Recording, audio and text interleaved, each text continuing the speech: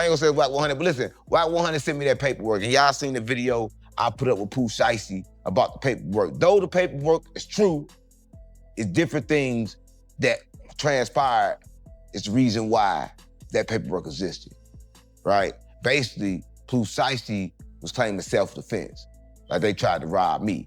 Now, is that right? I don't know. Is that snitching? Yeah, it's snitching. Why? Because he said they had a gun, right? The law ain't know they had the gun, but he wanted to get the time off the sentence. And his lawyer told him it was a good idea, right? Now, if there was a murder case in self-defense, they would have found that gun. You ain't gotta say they got a gun, right? But if you say they got a gun, that's kind of like snitching, because then they gotta go find the gun. Then they gotta charge them with the gun. They're gonna use your statement to convict them. So that's snitching. But in the case of Pooh Shiesty, it probably ain't gonna stick. Why? Because the streets love him. The streets ain't gonna keep on taking them many L's, gang. FBG Butter finally confronts Wack100. It's like you control, but it's like that's a limit to it. You this how you go from showing the man mama love to dissing her. I said that. I called her. Yeah. I can show you the text message where I said, yo, I know just celebrating over here at a birthday party or something, and then you got the of her son. You're like, you on some one thing that trolled me, but it's like when you came, when you was out in the city, like you was at home. For real, you was at my real home. Like you was with my real family. Like these my kids, grandma, and them. You playing, but I could have really came and applied any pressure, but you were But you seeing her, that ain't that type of thing. When it comes to Chicago, I'm a duck in Chicago, bro, for real. I don't know. We gotta talk to Chicago about that. But evidently Chicago pushing peace, but there's no way to push peace. And somebody tell J-Main that. You can't start there, you gotta start before that. Right? But let's start before that. Let's start before Pooh Shiesty came home. How did Pooh Shiesty come home? Okay, cool. So, it was rumored that Pooh Shiesty snitched, but you can't say he snitched without the paperwork. And I tell you, I gotta have the paperwork, right? And listen, to get the paperwork, you gotta get it from the police, right? Listen, stop playing with me. And listen. That's where I got it from. That's where I got it from, right there. Look. Can they see that? Can they see that? Can they see that? What does that say? They see what that say? Listen, hold up, let's go right here. I'm gonna show y'all this, because y'all gotta see this. This paperwork. Let's try another camera. That camera ain't working. Let's try this camera here. Right here, paperwork. Hold on, they can see this paperwork, hold on. Why can't they see it? Can you put it in the video so they can see it in the video? Can you put it in this video? It looks like it's blank. Like the Pooh Shiesty has shit going on. I can't even see his paperwork. You suspect too, but I ain't gonna speak. I ain't never suspect. You suspect. Suspect of what? If you was supposed to did 32, how you get out in 20? Nigga wasn't supposed to be no 32. Fuck out of it. Let me put that spot on my cousin's name. Get the fuck out of here. One thing that never came home. One thing that never came home. On my motherfucking little cousin. Name was no fucking smut. He isn't fighting prison right now. He's fighting something way more dangerous. The streets turning their back on him. Because once the word snitch sticks to your name in hip-hop, it doesn't wash off. And this time, the accusation isn't coming from random trolls online, it's coming from Wack100, a man known for speaking loud and backing it up with paperwork. What makes this situation terrifying is that Wack isn't even accusing Pooh Shiesty of normal snitching. He's talking about something more complex, more hidden, and more damaging. According to him, Pooh Shiesty may have cooperated without ever opening his mouth, and the person who may have done it for him was his own lawyer. And once you understand how this allegedly happened, everything about this case looks different.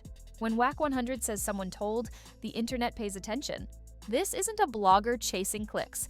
This is a guy with real industry connections and a long history of exposing people with documents to back it up. So when he suddenly started calling Pooh Shiesty a snitch, it hit hard. The streets immediately started buzzing. Fans were confused. Pooh Shiesty built his career on raw street music, real-life stories, and a tough image. Nobody expected his name to be tied to cooperation rumors, but Wack made it clear this wasn't a simple case of someone testifying in court. He said this was something deeper, something most people don't even understand.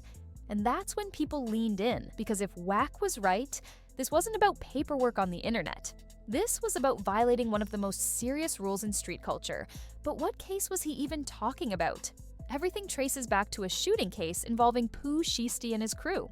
According to court records and public reporting, they allegedly met some men to buy weed, codeine, and sneakers. What was supposed to be a simple transaction turned into chaos. A shooting happened. Police got involved. Everyone was pointing fingers. The alleged victims told law enforcement something important. They claimed they never had guns. They said they were unarmed the entire time. That detail mattered a lot, because if the victims were unarmed, it made D look like the aggressor. That's the kind of fact that can turn a long sentence into a life-changing one. At this point, he was facing serious time, but then his defense team made a move that completely changed the case. And that move would later ignite one of the biggest street credibility debates in hip-hop. Shiesty's defense team didn't accept the victim's story. Instead, they investigated. And according to his lawyer, Bradford Cohen, they found evidence that flipped everything upside down. They claimed the victims actually did have weapons. Not only that, they allegedly had a firearm box in the trunk with ammunition. This wasn't a small detail. This changed the narrative from a one-sided attack to a dangerous situation where everyone was armed. In the legal world, this is smart defense work. It introduces doubt, it shifts blame, it can reduce a sentence. And it worked. Instead of facing around 10 years, Pooh Shiesty received under 5. From a courtroom perspective, that's a massive win. But from a street perspective, this is where everything gets ugly. Because now the question becomes, did this cross the line? In street culture, the rules are harsh and unforgiving. According to Wack100, the code says you never give police information about criminal activity, even if it helps you, even if it proves self-defense, even if it saves years off your sentence. He explained it plainly. If someone pulls a gun on you first and you survive, the street code says you still don't tell the police what happened. You fight the case silently. No details, no explanations, no cooperation. That includes information about the victims. From this perspective, when Pooh Shiesty's lawyer told the court that the victims were armed, the streets see that as cooperation.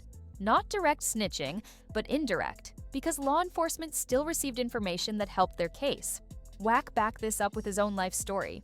He said as a teenager, he was willing to fight a serious charge rather than point fingers at anyone. To him, that's the price of choosing street life. And that's why he believes lines were crossed.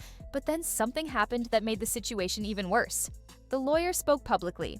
Bradford Cohen went on DJ Academic's stream to defend his client. Instead of calming things down, he made it explode. He openly admitted that the defense strategy was to blame the alleged victims. He confirmed they proved the victims lied about owning guns. He explained that this strategy is what reduced Pooh Shiesty's sentence. Without realizing it, he repeated Wack100's entire argument, live on air. From a legal standpoint, he thought he was showing strong lawyering. From a street standpoint, he just confirmed cooperation. Then it got disrespectful. He called Wack100 stupid and accused him of clout chasing. That backfired badly, because now Wack could say, "You just admitted everything I said was true." At that moment, the narrative flipped in Wack's favor. But it didn't stop there. More questions started surfacing about hidden paperwork. Wack100 claimed his team, especially someone known as Ghost, had been digging into the case. They allegedly found documents the lawyer promised to send months earlier, but never did. That raised serious suspicion. Why delay paperwork if everything is clean? Wack said once he saw what Ghost uncovered, it became clear why the documents were never shared. He implied there were details being kept quiet. This made the story feel even darker. It suggested that what the public saw might only be part of the truth. And right when the pressure peaked, he finally responded. He posted his own legal documents online. He showed a federal case where he was facing 60 years to life. He claimed he never told on anyone and beat the case with his co-defendants. To fans, this looked like proof of innocence. But Wack100 immediately pushed back. He said this paperwork was from a different case. According to him, the alleged cooperation happened in the state shooting case, not the federal one Pooh posted. If that's true, then the paperwork only distracts from the real issue, which makes the situation even more dangerous, because now both sides are speaking and the streets are left to decide who they believe. And in hip-hop, perception often matters more than facts. Pooh Shiesty's entire image is built on being authentic to the streets. His music, his background, his reputation, all tied to street credibility. His father is a known street figure. That makes these accusations even heavier. In this culture, snitching accusations don't fade with time. They follow artists for life. Even unproven rumors have destroyed careers before, and this case exposes a bigger problem. In the legal world, his lawyer did his job perfectly. In the street world, that same strategy is considered betrayal. Modern rappers are trapped between two systems with opposite rules. One rewards cooperation, the other punishes it. No clean escape. Shiesty is stuck in an impossible position.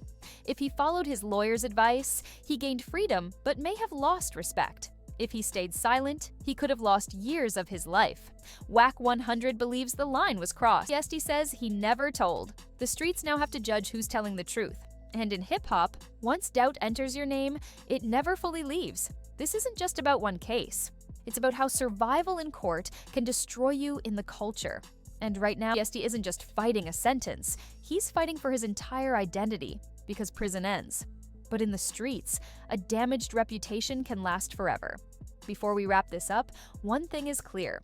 This situation is way deeper than just paperwork and internet talk. This is about reputation, street code, and survival in a world where one move can change everything. Shiesty is caught between two systems with opposite rules, and no matter what, somebody is going to question his name. Now I want to hear from you. Do you think Wack100 is exposing real facts, or is this being blown out of proportion? Drop your opinion in the comments. If this breakdown helped you understand the situation better, hit that like button and subscribe. Stay locked in, more real stories coming.